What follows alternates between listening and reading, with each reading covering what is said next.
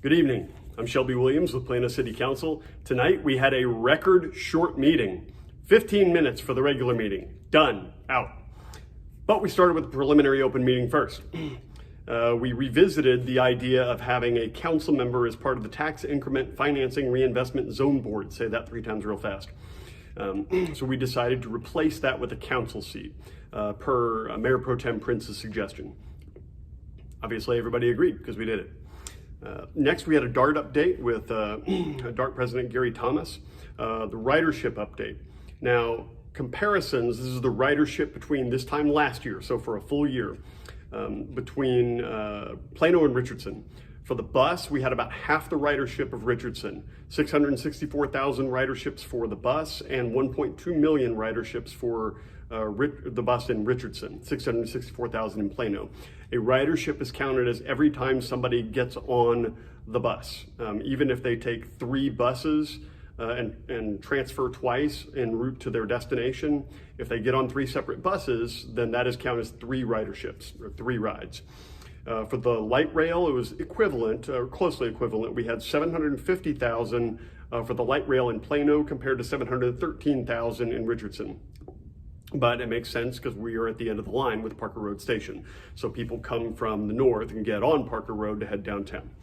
With GoLink, they don't have that in Richardson, so we had 60,000 rides in GoLink versus 0 in Richardson, obviously. With Paratransit, this is the on-demand service for people who need accessible vehicles. 52,000 rides in Plano versus 21,000 rides in Richardson. So obviously the service schedule was modified for the pandemic. We also discussed the Silver Line station design and the bus network redesign, for which there will be an opportunity for public input from January through March of next year, 2021. It is noteworthy that right now, ridership is at about 50% of what it was in pre-pandemic levels. That's for both bus and light rail. Should come as no surprise. We then discussed in the preliminary open meeting, said that 3 times real fast as well, the 2021 housing tax credit process. Now, this is the process whereby funds are used at the state level, but they have to come with city approval to supplement, these are taxpayer monies, all government money comes from the taxpayers, supplement housing tax credits for subsidization of residents.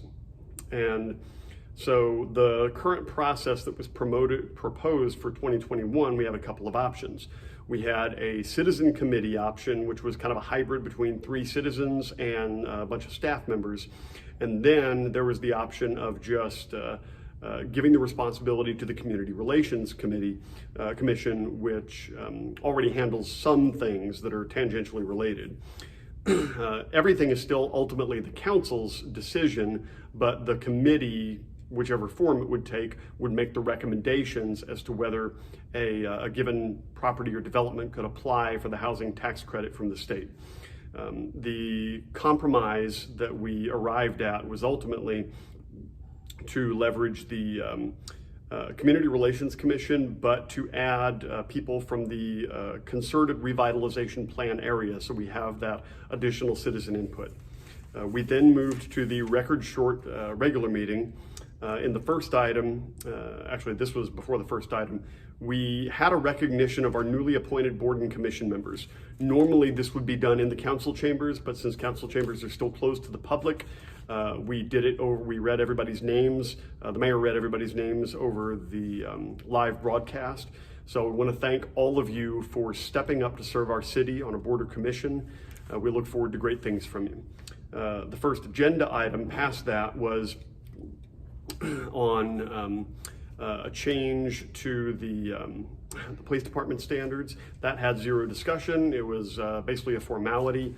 The bigger item, which still had very little discussion, was the approval of a loan and a grant from the North Texas Council of Governments to provide for the east parking garage of the Collin Creek redevelopment and the transit that's going there.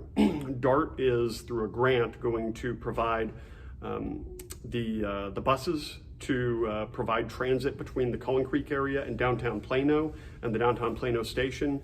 The Collin Creek development area is getting a $15 million grant from the North Texas Council of Governments. So that's not directly from the city of Plano, but it's still funded by tax dollars. And then a $15 million loan through the Council of Governments, COG, which would need to be repaid.